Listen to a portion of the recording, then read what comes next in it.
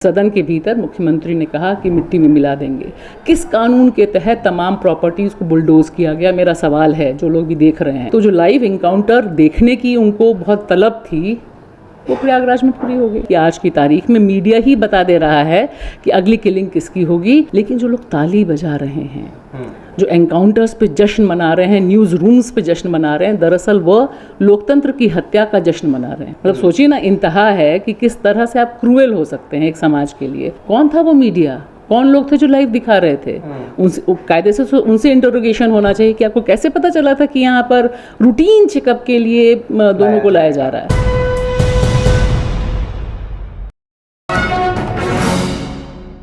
पहले मीडिया के ज़रिए कुछ ख़बरें ऐसी सामने आईं जिसको हम लोग, जिस मीडिया को भांड मीडिया भी कह सकते हैं, गोदी मीडिया के नाम से भी उसको पुकारा जाता है, लेकिन कुछ लोग उसे नेशनल मीडिया और मेन स्ट्रीम मीडिया भी कहते हैं। उन्होंने पहले ही असद के एनकाउंटर की खबर दे दी थी। उसके बाद अतीक और अशरफ की हत्या का मामला उन्होंने पहले ही चला दिया था। और अब जो खबर निकल कर सामने आ रही है वो अतीक की जो बीवी हैं शाइस्ता, उनको लेकर और मुख्तार अंसारी को लेकर कि इनके साथ क्या कुछ होने वाला है वो भी पहले से ही साफ हो गया है। मेरे साथ सीनियर जर्नलिस्ट भाषा इस वक्त बातचीत करने के लिए मौजूद हैं। सवाल मेरा यही है, जो कुछ हो रहा था वो सब पहले से मीडिया के ज़रिए सामने आ रहा था और वही दोहराया जाता रहा। आप इस पर क्या कहना चाहती हैं, कैसे देखते हैं इन सारी चीज़ों को? देखिए, जिस तरह से दोनों वाक़ये हुए, इसकी पूरी डिज़ाइन स्क्रिप्टेड है और इसकी सबसे बड़ी गवाही है जिस समय उनको साबरमती से लेकर प्रयागराज लाया जा रहा था, जिस तरह से मीडिया दौड़ रहा था, जिस तरह से योगी जी चैनल पे बोल रहे थे गाड़ी पलट सकती है। मतलब मैं बाकी मंत्रियों की बात ही नहीं कर रही हूँ, क्योंकि खुद वो हैं जो हेड कर रहे हैं संगठन को, पार्टी को, सबसे बड़ा चेहरा हैं। तो मुझे लगता है कि ये एक पूरा प्री स्क्रिप्टेड लोकतंत्र की हत्या है। दोनों ही इंसिडेंट और एनकाउंटर करने पर बधाई देना, मतलब मुख्यमंत्री होकर आप बधाई दे रहे हैं, और इसके बाद जो ऑन रिकॉर्ड लाइव किलिंग हुई है, जिस तरह से हमने देखा कि वो यहाँ तक आके, मैं आपसे बात कर रही हूँ, यहीं पे भी बंदूक आ जाए, और उस शख्स की जिसको अपने बेटे के जनाजे में ले जाने नहीं दिया गया, शिरकत नहीं करने दी। मतलब सोचिए ना, इंतहा है कि किस तरह से आप क्रूएल हो सकते हैं एक समाज के लिए। तो एक रिवेंजफुल स्टेट है। और वहाँ न ले जाने की वजह बताई, लॉ एंड ऑर्डर मैं कह रही हूँ ना। और यहाँ पे रात में 9-10 बजे मीडिया पहुँच जाता है। किसने बुलाया मीडिया को? कौन था वो मीडिया? कौन लोग थे जो लाइव दिखा रहे थे? कायदे से उनसे इंटरोगेशन होना चाहिए कि आपको कैसे पता चला था कि यहाँ पर रूटीन चेकअप के लिए दोनों को लाया जा रहा है। तो देखिए, बात तो बहुत साफ है जो खुलकर भी आई, और उसके बाद इसकी गवाही, इसकी पूरी तस्दीक खुद मीडिया ने की। जिस तरह से उन्होंने दिखाया कि भाई 2-3 चैनल्स देखने मुश्किल हैं, वो खुद ही बता रहे थे कि अतीक ने खुद ही अपने शूटर्स को तो नहीं बुलाया। उतरते समय किससे वो इशारा, अब देखिए ना, इंतहा है कि वो कह रहे हैं कि उतरते समय वो गोल सर्कल हो जाता है वीडियो में कि वो किसकी तरफ इशारा कर रहे हैं, क्या वो अपने शूटर को बुला रहे थे?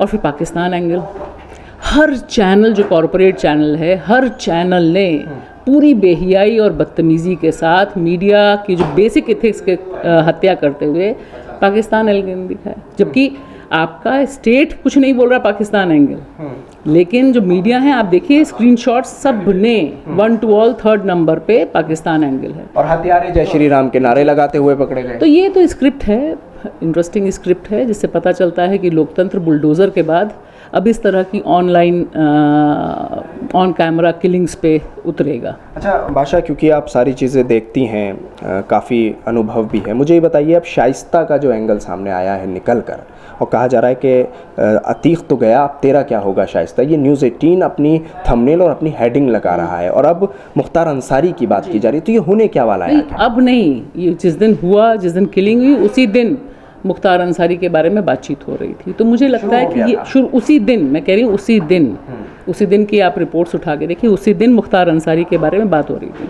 तो दरअसल इनको एक ऐसा विलन चाहिए जिसके आधार पे ये सब कुछ, सारे खून माफ़ हो जाएं।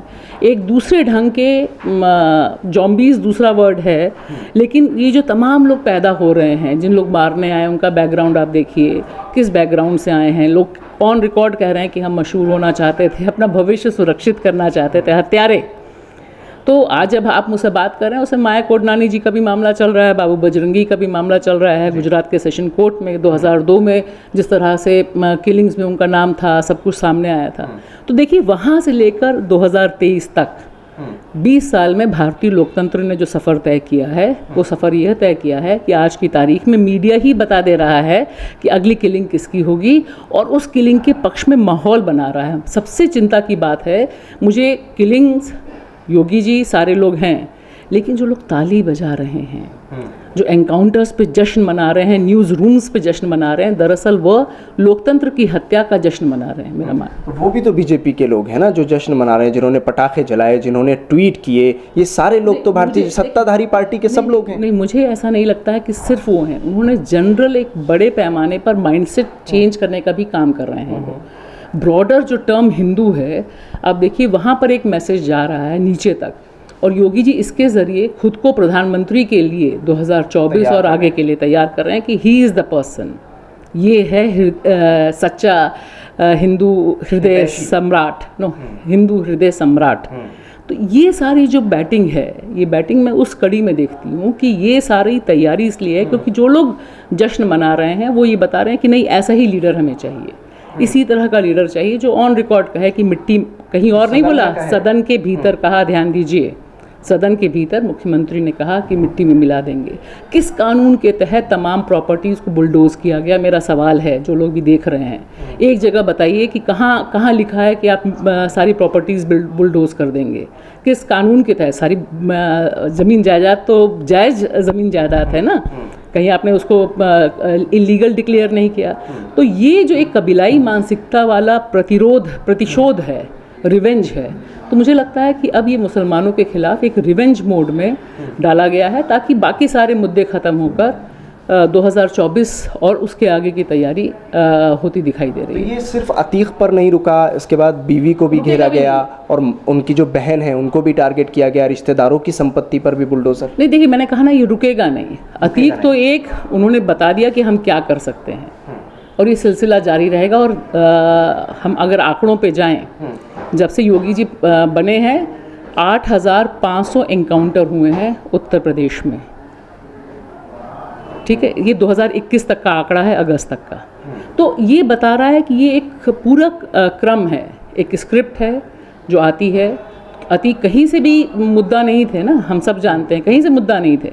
साबरमती जेल से उनको प्रयागराज लाना, मुद्दा बनाना, और वहाँ से फिर उनकी किलिंग के बारे में बात करना, मीडिया का हर क्षण पीछे पीछे दौड़ना, जो लॉकडाउन पे बाहर नहीं निकला, किसी मुद्दे पे बाहर नहीं निकला, वह मीडिया साबरमती से लेकर प्रयागराज तक रोड पे पागल कुत्ते जैसा दौड़ता रहता है कि कब एनकाउंटर हो रहा है। अब तो नहीं एनकाउंटर हो रहा, लाइव एनकाउंटर। तो जो लाइव एनकाउंटर देखने की उनको बहुत तलब थी, वो प्रयागराज में पूरी हो गई। एक आखिरी सवाल आपसे मैं पूछूंगा, पुलिस की जो कार्यशैली रही, पुलिस की जो भूमिका रही इस पूरे घटनाक्रम में, हम देखते थे कि जब कोर्ट से लाया गया था तो 100 गाड़ियां साथ चलती थीं, बड़ी संख्या में पुलिस वाले होते थे, लेकिन जिस रात ये घटना हुई उस रात एक छोटा सा घेरा इर्द गिर्द नज़र आ रहा था। सिर्फ घेरा ही नहीं, आप जो व्यक्ति आपकी पनाह में है वो आपकी कस्टडी में थे ना, आपकी कस्टडी, आपकी जिम्मेदारी थी, आपने एक गोली नहीं चलाई, ऐसा कोई क्रॉस नहीं किया। मैं कह रही हूँ कि वो मार रहे थे, लेकिन क्या ये संभव है कहीं दुनिया में? किसी एक इंसिडेंट में नेशनली इंटरनेशनली बताइए आप मुझे, कहीं ये संभव है कि आपके सामने हत्यारे मार रहे हैं और उनको खरोश तक नहीं आती, एक गोली, एक फायर नहीं होता? तो उससे लगता है कि ऑर्डर्स क्या थे, क्या दृश्य चाहिए था, और उस दृश्य में कहीं रोक ना आए, बिल्कुल वो उसी तरह से रहे, एक नए लीडर्स के तौर पे हमारे सामने आए, उसकी तैयारी थी। तो वो बहुत जो स्क्रिप्ट है वो सबके सामने है। शुक्रिया। चलिए, शुक्रिया बातचीत करने के लिए। हमारे साथ भाषा इस वक्त मौजूद थी, सीनियर जर्नलिस्ट हैं, तमाम चीज़ों को अच्छे से देखती हैं, समझती हैं। मैं ये आपको बता दूं कि इस वक्त जो बात रखी गई वो बहुत इम्पॉर्टेंट है, क्योंकि पूरा जो घटनाक्रम था वो किस तरह हुआ या किस तरह कराया गया और उसकी रिपोर्टिंग किस तरह से कराई गई, वो सारी चीज़ें भाषा ने बताया कि ये सब कुछ स्क्रिप्टेड था और देश के सामने ऐसे ही रखा जाना था, ये सब कुछ तय था। दिल्ली से कैमरा पर्सन फैयाज हुसैन के साथ न्यूज़ MX के लिए साहिल नकवी।